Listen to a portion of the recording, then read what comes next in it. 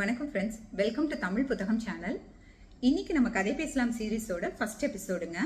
2025ல் நம்மளோட ஃப்ரெண்ட்ஸ் என்னென்ன புத்தகங்கள் அவங்க படிச்சதுல அவங்களுக்கு பிடித்தமான புத்தகங்கள்ங்கிறத நம்ம கூட வந்திருக்காங்க. அது என்னங்கிறத வாங்க வீடியோக்குள்ள போய் பார்க்கலாம்.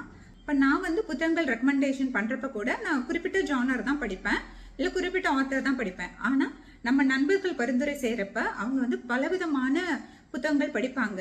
நிறைய புதிய ஆசிரியர்கள் நமக்கு அறிமுகம் ஆவாங்க.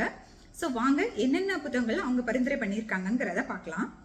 முதல்ல பார்த்தீங்கன்னா சுகந்தி ரமேஷுங்கிறவங்க அவங்க ஒரு 8 புத்தகங்கள் பரிந்துரை பண்ணியிருக்காங்க. ரொம்ப சூப்பர். முதல் புத்தகம் பார்த்தீங்கன்னா இளம் பருவத்து தோழி, அதாவது பால்யகால சகின்னு சொல்லி வைக்கம் முகமது பஷீர் ஐயா எழுதின புத்தகம். இரண்டாவது புத்தகம் குட்டி கதைகள், கவிஞர் கண்ணதாசன் எழுதின புத்தகம். மூன்றாவது புத்தகம் IAS IPS சாதனையாளர்களின் வெற்றி கதை, GV ரமேஷ்குமார்ங்கிறவங்க எழுதியிருக்காங்க. அந்த புத்தகம் பரிந்துரை பண்ணியிருக்காங்க. நாலாவதா பிரிதல் நிமித்தம் கவிதை தொகுப்புங்க, ஜான்சி குமரேஷன்ங்கிறவங்க எழுதின புத்தகம். அஞ்சாவது புத்தகம் பார்த்தீங்கன்னா விசாவிற்காக காத்திருக்கிறேன், டாக்டர் PR அம்பேத்கரின் நினைவலைகள். ஆறாவது புத்தகம் மதில்கள், வைக்கம் முகமது பஷீர் அவங்களோடது. தமிழ்ல சுகுமாரன்கிறவங்க எழுதியிருக்காங்க. ஏழாவது புத்தகம் பார்த்தீங்கன்னா முதல் பிரதி, இது ஒரு கவிதை தொகுப்புங்க, சுரேந்திரன் சண்முகம்ங்கிறவங்க எழுதியிருக்காங்க. எட்டாவது புத்தகம் துப்பட்டா போடுங்கள் தோழி, கீதா இளங்கோவன் இதை எழுதியிருக்காங்க. அடுத்ததா பார்த்தீங்கன்னா சிவராமன்கிறவங்க பரிந்துரை பண்ண புத்தகம். அவர் ஒரே புத்தகம் தான் பரிந்துரை பண்ணியிருக்காரு, கோபல்ல கிராமம், கீரா சாரோட புத்தகம்.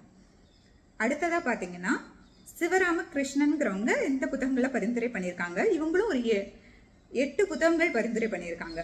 முதல் புத்தகம் பார்த்தீங்கன்னா இஸ்தான்புல் அப்படிங்கிற ஒரு புத்தகம், ஒரு நகரத்தின் நினைவுகள், அந்த புத்தகம் முதல். ரெண்டாவது சாவோ கடற்கரையின் இளநங்கை அப்படிங்கிற புத்தகம். 3 நிழலற்ற பெருவழி. 4வது புத்தகம் சேரமான் காதலி.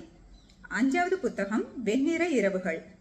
6வது புத்தகம் பார்த்தீங்கன்னா செக்காவின் மீது பனி பெய்கிறது. 7வது புத்தகம் தனிமையின் வீட்டுக்கு 100 ஜன்னல்கள். 8வது புத்தகம் வெயிலை கொண்டு வாருங்கள். மற்றும் 50 புத்தகங்கள் அவர் வாசிச்சிருக்காரு போன வருஷம். அடுத்ததா பார்த்தீங்கன்னா ராஜ்குமார் சுந்தரமூர்த்திங்கிறவங்க ராசலீலாங்கிற ஒரே ஒரு புத்தகத்தை பரிந்துரை பண்ணியிருக்காரு.